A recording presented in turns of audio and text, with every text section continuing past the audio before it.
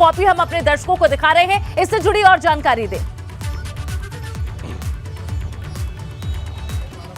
देखिए अनु, एफआईआर जो पहली एफआईआर 3 एफआईआर दर्ज हुई है। पहली एफआईआर जो बेकनगंज इंस्पेक्टर है नवाब, उनकी तरफ से दर्ज हुई है। 36 लोग इसमें नामजद हैं। 26 पन्ने की एफआईआर है ये। दूसरी एफआईआर मुकेश की तरफ से दर्ज हुई है। मुकेश कौन है? सामने चंद्रेश्वर हाता है, यानी जहां पर उपद्रव शुरू हुआ था, जहां से शुरू हुआ था, थोड़ा सा आगे और जाके दिखाते हैं। चंद्रेश्वर हाता ये सबसे संवेदनशील जगह है और ये हिंदू बहुल इलाका है। और ठीक सड़क के दूसरी तरफ, यानी चंद्रेश्वर हाता के दूसरी तरफ ये मुस्लिम इलाका है। यहीं से लोग आए, इसी मस्जिद से, सामने जो मस्जिद दिख रही है, मस्जिद से लोग आए और चंद्रेश्वर हाता पे हमला किया। ये दूसरी एफआईआर मुकेश की तरफ से है, जो चंद्रेश्वर हाता में रहता है। उसका कहना है कि वो जब घर से निकल रहा था तो वहाँ पर कुछ उपद्रवी आ गए। उन्होंने कहा कि चंद्रेश्वर हाता के सारे लोगों को, सारे हिंदुओं को, खासकर उसमें लिखा है कि हिंदुओं को ख़त्म कर दो, उनको जला दो, मार दो, काट डालो। उसके बाद उनके महिलाओं से छेड़छाड़ की, परेशानी किया, उनके हमला किया, सर फोड़ दिए कई लोगों के। यहाँ से चंद्रेश्वर हाता से लोग भागकर पास में, ये बगल में चौकी है सद्भावना चौकी, वहाँ पहुँचे। लेकिन सद्भावना चौकी पे इतनी पुलिस फोर्स नहीं थी कि उसको कंट्रोल कर सके, तो वो पुलिस फोर्स जब तक बुलाई जाती तब तक ये बवाल बढ़ गया, उपद्रव शुरू हो गया। ये दूसरी एफआईआर का मजमून है कि वो लोग चाहते थे मार डालें और उसमें उन्मादी नारे लगा रहे थे, जिहादी नारे लगा रहे थे, नाराए तदबीर कहा जा रहा था। और ये कहा जा रहा था कि जितने भी यहाँ पर हिंदू हैं, साफ शब्द लिखा हुआ है दूसरी एफआईआर में, उनको ख़त्म कर दो, इस पूरे इलाके पर कब्जा कर लो। ये उस एफआईआर का मजमून है जो दूसरी एफआईआर है। तीसरी एफआईआर दरोगा आरिफ की तरफ से दर्ज की गई है, जो 18 पन्ने की है।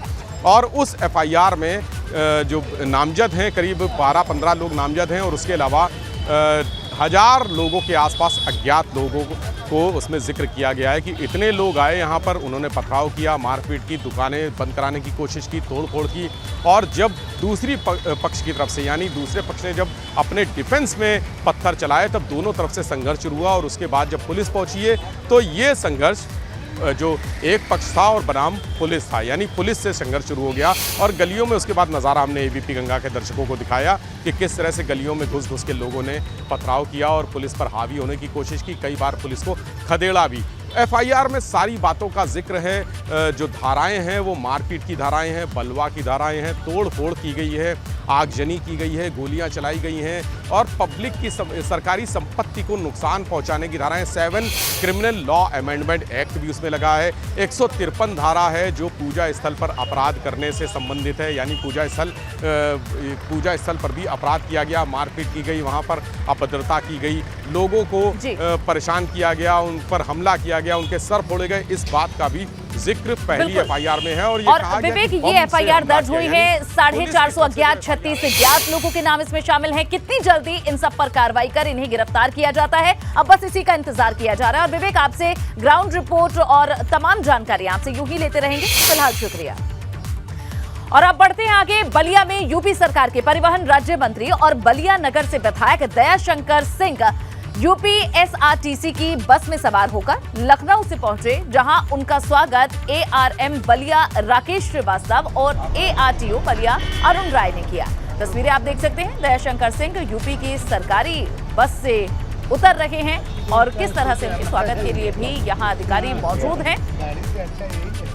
एआरएम बलिया राकेश श्रीवास्तव और एआरटीओ बलिया अरुण राय ने उनका स्वागत किया है। ये तस्वीरें भी आपके सामने, जहां बलिया में यूपी सरकार के परिवहन राज्य मंत्री और बलिया नगर से विधायक दयाशंकर सिंह यूपी एसआरटी की बस में सवार होकर लखनऊ पहुंचे, जहां उनका स्वागत करने के लिए खुद एआरएम बलिया राकेश श्रीवास्तव और एआरटीओ बलिया अरुण राय मौजूद रहे। सरकारी बस में मंत्री जी ने सफर किया है और ये तस्वीरें अब सामने आई हैं। लखनऊ से बलिया वे पहुंचे हैं, लखनऊ से बस से वे बलिया पहुंचे और जब वे उतरे तो उनके स्वागत के लिए अधिकारी मौजूद थे। यहाँ सरकारी बस सेवा को और बेहतर करने और इसकी जो व्यवस्था है उसे और भी ज्यादा सुचारू करने की बात कही जा रही है। उधर बुलंदशहर में खाद और पेस्टिसाइड की दुकानों पर छापेमारी करने गई टीम का वीडियो वायरल हो रहा है। इस वायरल वीडियो में छापेमारी करने गई टीम को दुकानदारों ने घेर कर पकड़ा हुआ है और पहली नजर में मामला उगाही से जुड़ा हुआ जान पड़ रहा है। वीडियो में दुकानदार ने लिपिक को पकड़ रखा है और कहा जा रहा है कि तुम कितने मांग रहे हो बताओ, और लिपिक खुद को जैसे तैसे छुड़ाता नजर आ रहा है। वीडियो अवैध उगाही के दौरान का बताया जा रहा है। इस पूरे वीडियो के वायरल होने के बाद सीडीओ अभिषेक पांडे ने जांच के आदेश दिए हैं। अब आप खुद देखिए इस पूरे वीडियो को।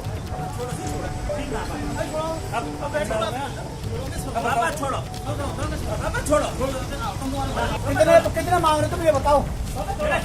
हाँ बताओ, सुनाओ सुनाओ। अबे हाथ छोड़ो, भागो मत। अभी ना आ रहा हूँ, यही रहेगा।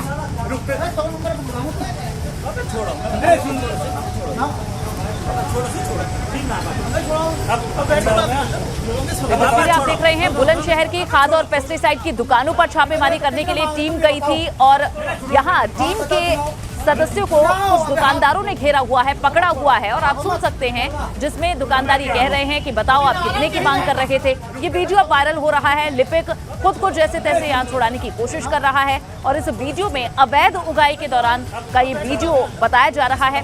और अब इस वीडियो के सामने आने के बाद सीडीओ अभिषेक पांडे ने इस मामले में जांच के आदेश दिए हैं। हाँ बताओ, सुनाओ। अबे हाथ छोड़ो, भागो मत। अभी ना आ रहा हूँ, यही रहेगा। आप देख रहे हैं दुकानदारों ने पकड़ा हुआ है टीम के कुछ लोगों को और उनसे कहा जा रहा है कि कितने पैसे आप मांग रहे हैं। यानी आरोप लगाए गए हैं कि ये टीम के सदस्य उगाही कर रहे थे और इसी से नाराज दुकानदारों ने इन्हें पकड़ लिया और उसके बाद इस मामले में अब वे सभी जांच की कार्रवाई की मांग कर रहे हैं। ये लिपिक है जिन्हें पकड़ा हुआ है और उनसे पूछा जा रहा है कितने पैसे मांग रहे हो बताओ, आप सुन भी सकते हैं। फिलहाल इस मामले में अब जांच की बात कही जा रही है। सीडीओ अभिषेक पांडे ने जांच के आदेश दिए और संवाददाता हमारे अनुभव जुड़ चुके हैं, ज्यादा जानकारी देंगे। अनुभव, पूरा किस्सा बताएं, ये हुआ क्या था? जी देखिए, बिल्कुल आपको बता दूं कि जो टीम थी ये छापेमारी करने गई थी और बताया जा रहा है कि छापेमारी के दौरान कहीं ना कहीं जो अवैध उगाही है वो हो रही थी, ऐसा आरोप दुकानदारों का है। जिसके बाद में जब ये लिपिक वहाँ दुकान पर पहुंचे तो दुकानदारों ने जो पहले से काफी खपा थी इस चीज को लेकर, उन्होंने इनको पकड़ लिया और पकड़ने के बाद इनसे सबके सार्वजनिक रूप से पूछने लगे कि आप बताइए आपको कितने रुपए देने हैं, क्या चाहिए आपको, तो आप परेशान करते हैं, हम थक चुके हैं, ये हो। तो इस तरीके की जो बातें थी उसके बाद लिपिक बड़ी मुश्किल से अपने आप को छुड़ा के भागे। हालांकि दुकानदार भी तहरीर देने की बात कर रहे हैं और साथ ही बता दूं कि जो अधिकारी हैं, जो लिपिक हैं, उन्होंने भी इनके खिलाफ कार्रवाई की मांग की है अधिकारियों से। तो वहीं जो सीडीओ बुलंदशहर हैं अभिषेक पांडे, उन्होंने दोनों खिलाफ जांच कर कार्रवाई के आदेश दिए हैं कि जांच के बाद ही कोई निष्कर्ष निकल पाएगा। तो कहीं ना कहीं अब जांच में देखने वाली बात ये होगी कि क्या निकलकर सामने आ पाता है कि ये मामला अवैध उगाही का है। ये वीडियो कब का बताया जा रहा है?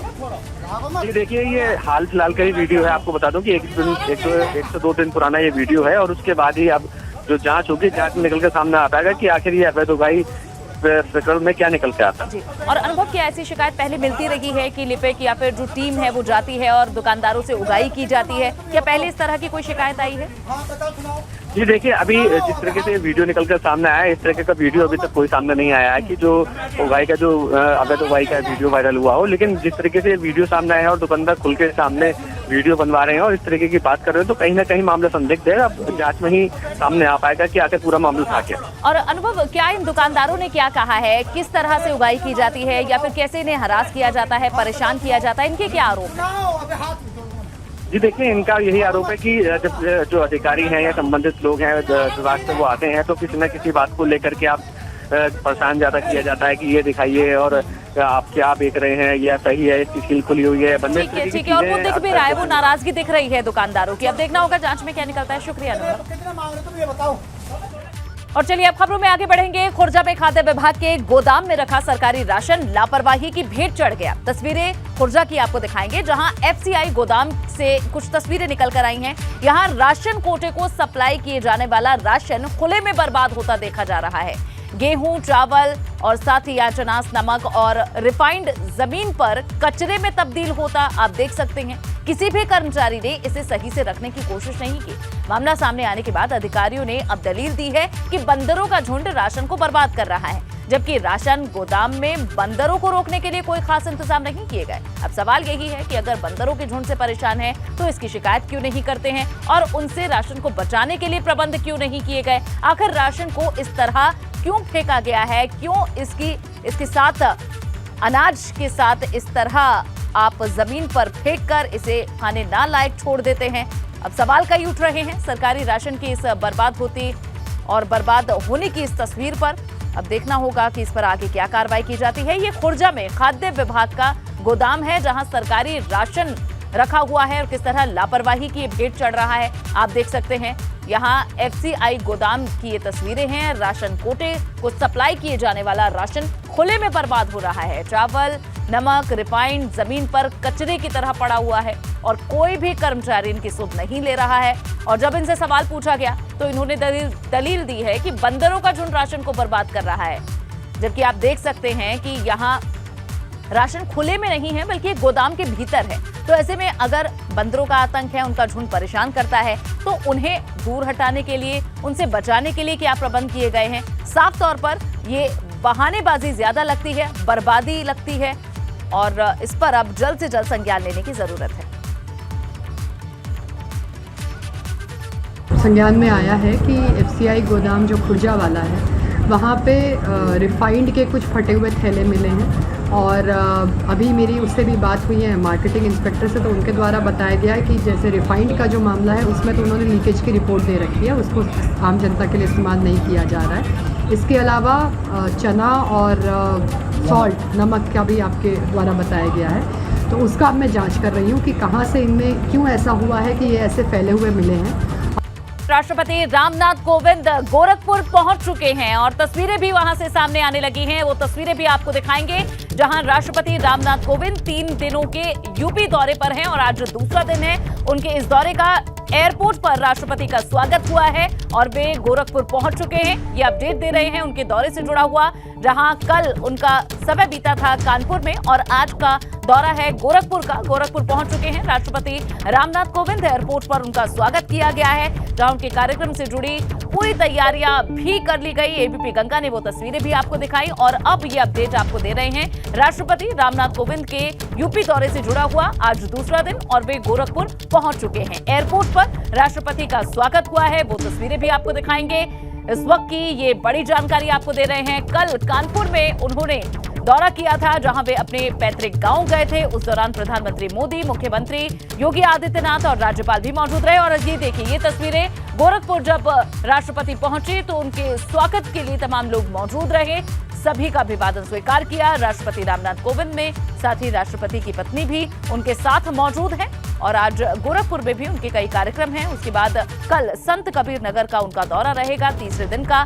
आज गोरखपुर में जहां गीता प्रेस के शताब्दी समारोह में वे शामिल होंगे, आज एक कार्यक्रम वहां रखा गया है और उसके बाद राष्ट्रपति का कल संत कबीर नगर का दौरा है। और ये तस्वीरें जहां आज सीएम योगी आदित्यनाथ भी इस दौरान मौजूद रहेंगे। कल ही वे गोरखपुर आ गए थे मुख्यमंत्री और अब ये तस्वीरें एयरपोर्ट पर जब राष्ट्रपति पहुंचे तो उनके स्वागत के लिए तमाम लोग मौजूद रहे और सभी का अभिवादन स्वीकार उन्होंने किया। वहां मौजूद लोगों ने स्वागत किया राष्ट्रपति का और साथ ही उनकी पत्नी भी मौजूद हैं।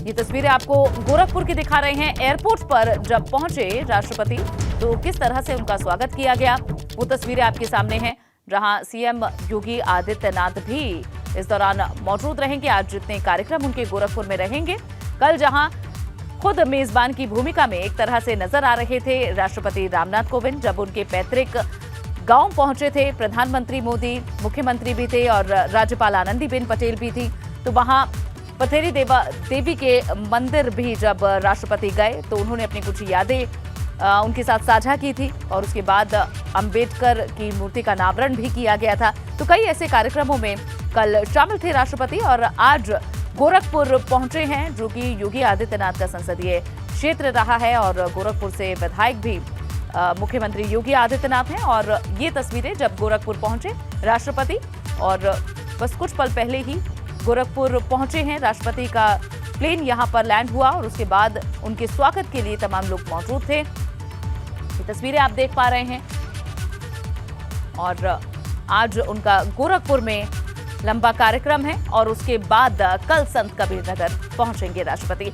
और इस बीच दिल्ली से गुम हुआ नेपाल का बच्चा 27 साल बाद युवक बनकर अपनी मां से मिला। ये काम नोएडा की दादरी पुलिस ने किया है, जिन्होंने 27 साल के बाद एक युवक को खोज निकाला जो 27 साल पहले एक बच्चे के रूप में दिल्ली में गुम हो गया था और दादरी के कोट गांव में मासूम बच्चा सड़क पर रोता हुआ मिला था, जिसका उस वक्त वहीं के एक परिवार ने लालन पोषण किया। ये कहानी नेपाल के रहने वाले 14 वर्षीय कृष्ण उर्फ रवि की है, जो कि अपने रिश्ते में चाचा लगने वाले टीकाराम के साथ रोजगार की तलाश में दिल्ली आया था। और अब आप देखिए, जब वो अपने परिवार से मिला तो किस तरह से आंसुओं का सैलाब टूट पड़ा और परिवार के लोग बेहद भावुक नजर आए, क्योंकि आखिरी बार एक बच्चे के रूप में देखा और जब अब ये मिला है तो 14 वर्ष की उम्र में ये बिछड़ा था और अब आप देखिए 27 साल पहले ये बच्चे के रूप में दिल्ली में गुम हो गया था और दादरी के कोट गांव में मासूम बच्चा सड़क पर रोता हुआ मिला था।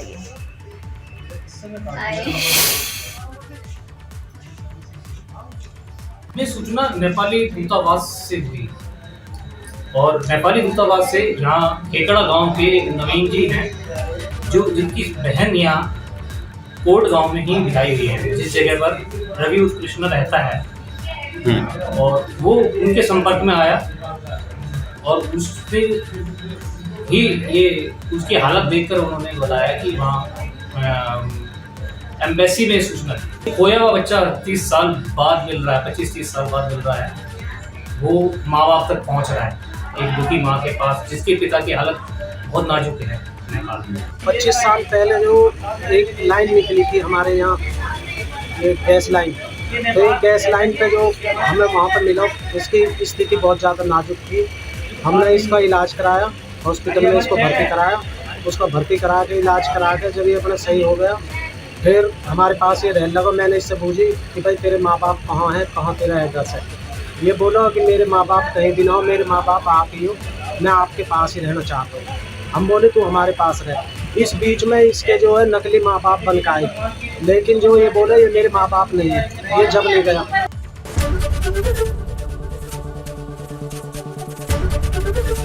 एबीपी गंगा, खबर आपकी, जुबान आपकी।